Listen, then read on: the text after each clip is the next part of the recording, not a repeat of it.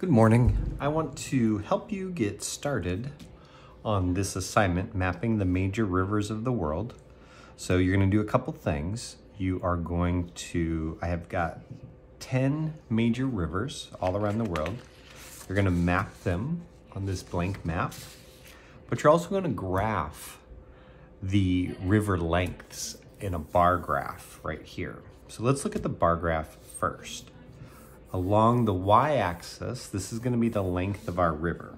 So I'm going to start at 0, and every line I'm going to go up by 200. So 0, 200, 400, 600, 800, 1,000. And what you'll get to eventually, let's see, I'm going to skip a few. You'll fill these in. 2, 4, 6, 8, 10. This is 2,000. 2, 4, 6, 8, 10, 3,000. 2, 4, 6, 8, 10, 4,000. And then 5,000 should be at the top. So this is river length, but what do we mean by river length?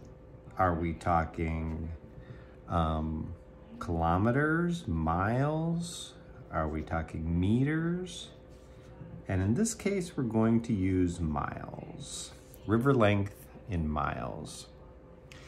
Fill the rest of these numbers in though. I want each line having a number on it. Now, to do the bar graph, you're gonna take up two columns here. And the first one, Nile, I'm gonna label down here. And just do a search for this. This is on, just do a search on Google, length of, and then put in the river. And you might get some that vary a little bit, and that's fine, but it should come right up if you put it into Google. The Nile, the number that I saw for the Nile was 4,132 miles long. So if this is 4,200 here, 4,132 would be right about here. So I'm going to use two columns.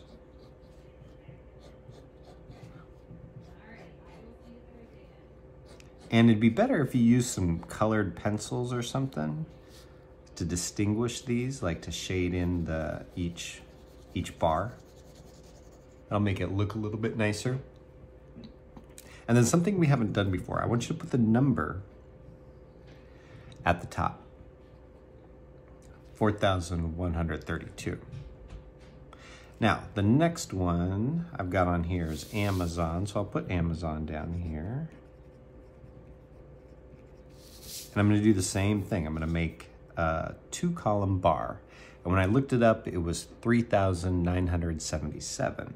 That would be just below this 4,000 line mark. And I'm gonna make my bar again.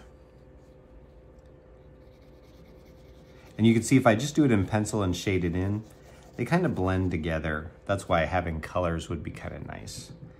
But I'm also gonna put my number up here.